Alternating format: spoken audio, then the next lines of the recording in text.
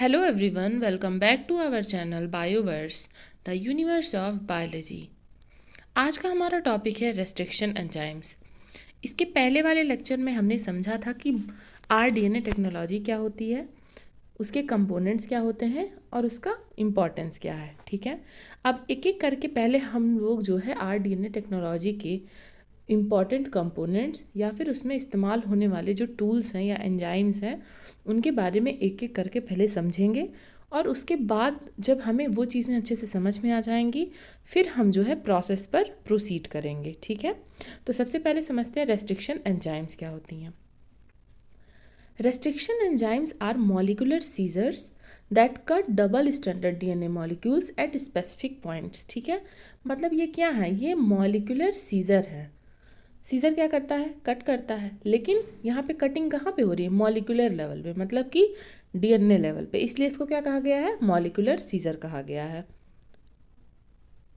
Found naturally in a wide variety of prokaryotes. तो ये जो रेस्ट्रिक्शन एंडोन्यूक्लियसेस होती हैं ये कहाँ पाई जाती हैं, प्रोकैरियोट्स में। ठीक है, प्रोकैरियोट्स जैसे कि बैक्टीरिया में पाई जाती हैं, नेचुरली अकर करती हैं। An important tool for manipulating DNA. DNA को मैनिपुलेट करने के लिए ये बहुत ही इम्पॉर्टेंट टूल है।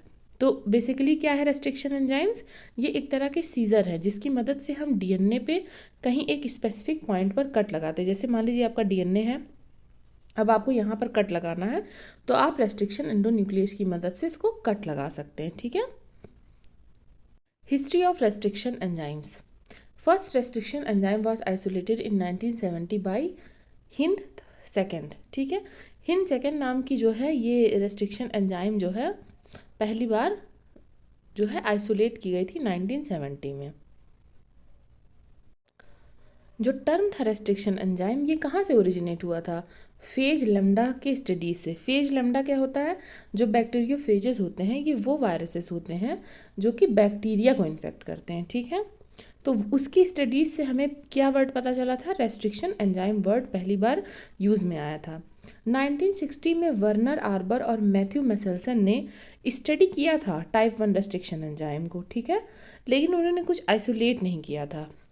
1970 में हैमिल्टन ओ स्मिथ, थॉमस केली एंड केंट विलकॉक्स, इन तीनों लोगों ने मिलकर हिंद सेकेंड नाम की रेस्ट्रिक्शन एंजाइम को आइसोलेट किया और कैरेक्टराइज किया, और यही जो है आपकी पहली टाइप 2 रेस्ट्रिक्शन एंजाइम थी। जो रेस्ट्रिक्शन एंजाइम्स होती हैं वो तीन तरह की होती हैं, type first, type second, type third. तो 1960 में टाइप फर्स्ट के बारे में पढ़ा गया और 1970 में टाइप सेकेंड एंजाइम जो है वो आइसोलेट कर ली गई। और किस बैक्टीरिया से आइसोलेट की गई थी, हीमोफिलस इन्फ्लुएंजा।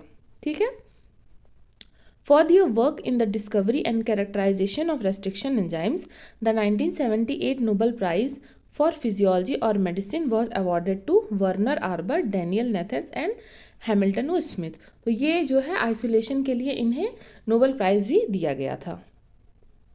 अब देखिए, जैसे मैंने बताया कि रेस्ट्रिक्शन एंजाइम जो होती हैं वो तीन तरह की होती हैं, type first, type second, type third. इनके बारे में डिटेल अभी हम लोग इस लेक्चर में और बाद में पढ़ेंगे। पहले हम समझते हैं कि रेस्ट्रिक्शन एंजाइम जो है अपना काम करता कैसे है और उसके क्या क्या इंपॉर्टेंट फीचर्स हैं। अब देखते हैं मैकेनिज्म ऑफ एक्शन क्या है रेस्ट्रिक्शन एंजाइम का।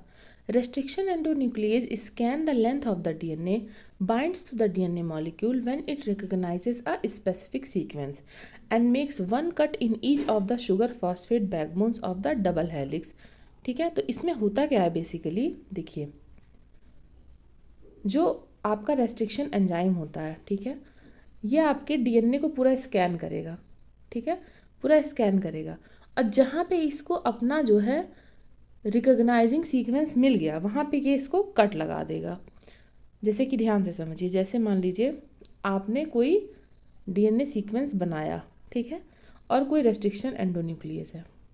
इस रेस्ट्रिक्शन एंडोन्यूक्लियस का ये फीचर है कि ये एक स्पेसिफिक सीक्वेंस को रिकॉग्नाइज करेगा। मान लीजिए जहाँ पे ए टी टी टी लगातार ये सीक्वेंस अगर कहीं प्रेजेंट हुआ तो वहाँ पे रेस्ट्रिक्शन एंजाइम जो है इसके ऊपर एक्शन परफॉर्म करेगा। अब आपके इस डीएनए सीक्वेंस में ये सीक्वेंस जहाँ भी प्रेजेंट होगा वहाँ पे ये एंजाइम जाकर एक्शन दिखाएगा और जो है डीएनए को कट कर देगा। ठीक है, कट कर देगा यहाँ पे। तो इसका मतलब क्या है कि ये जो है एक स्पेसिफिक सीक्वेंस पर ही वर्क करता है। और वर्क कैसे करता है, by hydrolysing the phosphodiester bond. ठीक है, ये जो है फॉस्फोडाइस्टर बॉन्ड को तोड़ देता है। और किसके बीच में, जो 3 प्राइम OH है और फॉस्फोरस एटम है, इनके बीच में जो बॉन्ड बना है वहाँ पे ये ब्रेकेज कर देता है। इस वजह से जो है DNA कट हो जाता है। अब एक इम्पॉर्टेंट चीज़ है यहाँ पर, पैलिंड्रोमिक सीक्वेंसेस और इन्वर्टेड रिपीट पैलिंड्रोम्स। इन दोनों में क्या डिफरेंस है? Mirror like palindrome in which the same forward and backward are on a single strand. ठीक है, बचपन में देखिए हम एक कहावत सुनते थे कि उल्टा सीधा एक समान, तो उसी तरह से पैलिंड्रोम होता है। लेकिन पैलिंड्रोम में देखिए यहाँ पे आप देख सकते हैं, ये देखिए पैलिंड्रोम में जब एक ही स्ट्रैंड पर प्रेजेंट हो, इधर से भी आप रीड करें तो वही सीक्वेंस आए और इधर से भी रीड करें तो वही सीक्वेंस आए, लेकिन ये एक स्ट्रैंड पर प्रेजेंट होना चाहिए, तब इसको क्या कहेंगे? पैलिंड्रोम कहेंगे। लेकिन अगर देखिए इधर से आप पढ़ रहे हैं तो GAATTC आ रहा है, और जब इधर से पढ़ रहे हैं तो GATTC आ रहा है, तो ये जब 2 स्ट्रैंड पे हो जाते हैं तो इसे क्या कहते हैं? इसे कहते हैं इन्वर्टेड रिपीट पैलिंड्रोम्स। ठीक है, तो अगर सिमिलर स्ट्रैंड पे रहेगा और दोनों तरफ से रीडिंग जो है सीक्वेंस की सेम होगी तो उसे पैलिंड्रोम कहेंगे। लेकिन अगर 2 स्ट्रैंड्स पे होगा और जो है तब जो है फॉरवर्ड एंड बैकवर्ड्स की रीडिंग सेम होगी तो हम क्या कहेंगे? इन्वर्टेड रिपीट पैलिंड्रोम्स कहेंगे। जो इन्वर्टेड रिपीट पैलिंड्रोम्स होती हैं यही जो है हमारे ज़्यादा इंपॉर्टेंस की हैं, क्योंकि जो रेस्ट्रिक्शन एंजाइम्स होती हैं वो इन्हीं पर वर्क करती हैं, इसी टाइप के सीक्वेंसेस पे वर्क करती हैं। फॉर एग्जाम्पल यहाँ पे आप देखिए, ये देखिए GAATTC है। ठीक है, इधर से आपने रीड किया तो भी GAATTC आ गई, और इधर से आपने रीड किया फिर भी GAATTC ही आई। ठीक है, तो सीक्वेंस जो है दोनों तरफ से सेम जो है रीड कर रहा है, तो हमारा रेस्ट्रिक्शन एंजाइम इसी टाइप के सीक्वेंसेस पे वर्क करता है।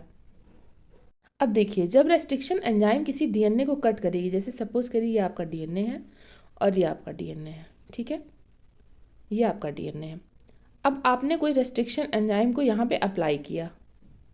ठीक है, अब वो रेस्ट्रिक्शन एंजाइम अगर ऐसे इसको कट करती है सीधे, मतलब जो है यहाँ पे इंटैक्ट, ये देखिए ब्लंट एंड में, ये देखिए इस तरह से बाइंडिंग इंटैक्ट रहेगी और यहाँ पे एक ब्रेकेज लग जाएगा और दोनों तरफ से पेयरिंग देखिए बराबर है। ठीक है, तो इसको कहते हैं ब्लंट एंड्स, मतलब यहाँ पे कोई किनारा छूट नहीं रहा है ना जहाँ पे आप पेयरिंग आराम से स्टार्ट कर सकें। यहाँ पे देखिए बेस पेयरिंग पूरी हुई पड़ी है और बीच में से बस DNA को तोड़ दिया गया है। अब स्टिकी एंड्स में क्या होता है, जो कट लगता है वो इस प्रकार से लगता है। ठीक है, तो इस प्रकार से कट लगने की वजह से क्या होता है, ये देखिए यहाँ तक तो बाइंडिंग होती है लेकिन ये जो एंड्स होते हैं ये फ्री छूट जाते हैं, और इधर से भी वही होगा, यहाँ तक तो बाइंडिंग होगी लेकिन यहाँ पे जो एंड्स होंगे ये फ्री छूट जाएंगे। तो ये स्टिकी एंड्स होते हैं, क्योंकि यहाँ पे आराम से कोई भी बेस पेयर आके स्टार्ट कर सकता है पेयरिंग। ठीक है, तो हमारे लिए ज़्यादा इंपॉर्टेंट कौन सा है? ये स्टिकी एंड्स जो होते हैं ये हमारे लिए ज़्यादा इंपॉर्टेंट है, क्योंकि यहाँ पर जो है बेस पेयरिंग आसान होती है। अगर हमें ब्लंट एंड्स में बेस पेयरिंग करवानी होगी तो पहले हमें जो है पहले जो बेस पेयर है उन्हें रिमूव करना होगा, फिर जाके हम नए न्यूक्लियोटाइड्स ऐड कर सकते हैं। लेकिन देखिए यहाँ पे अगर इस तरह की कंडीशन रहे, ये देखिए आप यहाँ पर समझ सकते हैं, अगर यहाँ पे इस तरह की कंडीशन, तो यहाँ पे कोई भी आप न्यूक्लियोटाइड लाके ऐड करवा सकते हैं और ये जो है ये एंड जो है ये प्राइमर के जैसे या टेम्पलेट के जैसे वर्क करेगा और यहाँ पे पेयरिंग तुरंत स्टार्ट हो जाएगी। लेकिन अगर यही केस अगर आप देखते हैं कि आप ब्लंट एंड्स में देखते हैं, अगर ब्लंट एंड्स में आप ये केस देखेंगे तो यहाँ पे कोई भी टेम्पलेट फ्री ही नहीं है जहाँ पर आके न्यूक्लियोटाइड अटैच करे। ठीक है, तो ब्लंट एंड्स में पेयरिंग थोड़ी कठिन हो जाती है with comparison to sticky ends. ठीक है, तो इसलिए हमारे लिए इंपॉर्टेंस का क्या है? Blunt ends. ब्लंट एंड्स नहीं, हमारे लिए इंपॉर्टेंस का है स्टिकी एंड्स। ठीक है, तो ये ब्लंट एंड्स हो गए और ये हो गए आपके sticky ends. Blunt ends are some restriction enzymes cut DNA at opposite base. They leave blunt-ended DNA fragment. These blunt-ended fragment can be joined to any other DNA fragment with blunt ends. जैसे अगर आपको blunt ends को किसी से add करना है तो वो भी ब्लंट एंड होना चाहिए, समझे? जैसे कि मान लीजिए ये आपका A है विथ ब्लंट एंड्स और ये आपका B है विथ ब्लंट एंड्स, तो ये दोनों आपस में जुड़ सकते हैं। यहाँ पे देखिए केस, ये देखिए इसका भी ब्लंट एंड है इसका भी ब्लंट एंड है, तो ये दोनों जो है ऐड हो जाएंगे। अब देखते हैं स्टिकी एंड्स क्या होते हैं। Most restriction enzymes make staggered cuts. Staggered cuts produce single stranded sticky ends. यहाँ पे जो है कुछ पार्ट के लिए जो है सिंगल स्ट्रैंडेड DNA प्रोड्यूस हो जा रहा है, देख रही हैं आप? ये देखिए यहाँ पर कुछ पार्ट के लिए, ये इस पार्ट के लिए ये DNA सिंगल स्ट्रैंडेड हो गया, तो अब इसकी बेस पेयरिंग ज़्यादा ईजी होगी। Sticky ends are useful. Sticky ends DNA fragments with complementary sticky ends can be combined to create new molecule which allows the creation and manipulation of DNA sequences. ठीक है, अब देखते हैं कि restriction endonuclease की naming कैसे होती है, नॉमेनक्लेचर कैसे डिसाइड होता है। तो इसमें देखिए जो सबसे, ये देखिए ये एग्जाम्पल है एक रेस्ट्रिक्शन एंजाइम का, ठीक है। तो इसमें नेमिंग कैसे हुई, जो इसमें फर्स्ट लेटर रहेगा वो किसको डिनोट करेगा, इसके जीनस को। जैसे यहाँ पे ये जो लिया गया है इको R1, ये लिया गया है इस्कर्शिया कोलाई से। तो इस्कर्शिया यहाँ पे इसका, इस्कर्शिया जो है इसका जीनस है, तो इस्कर्शिया जीनस है, तो इस्कर्शिया से ई ले लिया गया। फिर कोलाई से हमने CO ले लिया, ठीक है। तो ये हो गया इको। अब ये जो R है ये कहाँ से लिया गया है, ये इसके स्ट्रेन से लिया गया है। स्ट्रेन का जो फर्स्ट लेटर है वो है R। और ये जो 1 है ये क्या डिफाइन करता है, ये डिफाइन करता है order of identification in the bacterium, ठीक है। किस ऑर्डर में जो है इस बैक्टीरिया से पहला जो एंजाइम निकला वो ये इको R1 हो गया। मान लीजिए फिर इसी बैक्टीरिया से और इसी स्ट्रेन से कोई दूसरा एंजाइम निकला तो उसको क्या बोल देंगे, इको R2, ठीक है। So each enzyme is named after the bacterium from which it was isolated using a naming system based on bacterial genus, species and strain. तो सबसे पहले क्या हम कंसिडर करेंगे, जीनस, उसके बाद स्पीशीज और फिर स्ट्रेन, और उसके बाद में लास्ट में रोमन नंबर से हम इंडिकेट करेंगे कि उसका ऑर्डर ऑफ आइडेंटिफिकेशन क्या है। जो रेस्ट्रिक्शन एंजाइम की कैरेक्टराइजेशन होती है वो किस बेसिस पे होती है, फर्स्टली उनके कंपोजिशन के बेस्ड पे, सेकेंडली उनको जो एंजाइम का कोफैक्टर है वो क्या रिक्वायर्ड है, थर्ड है कि उसमें जो टारगेट सीक्वेंस का नेचर है वो किस तरह का है, और लास्टली कि जो DNA क्लीवेज की साइट का पोजीशन है वो टारगेट सीक्वेंस से कितनी दूर है, ठीक है। तो इन चारों बेसिस पे हमने जो है रेस्ट्रिक्शन एंजाइम्स को 3 क्लासेस में डिवाइड किया है। अब टाइप फर्स्ट रेस्ट्रिक्शन एंजाइम के बारे में जानते हैं। It is capable of both restriction and modification activities.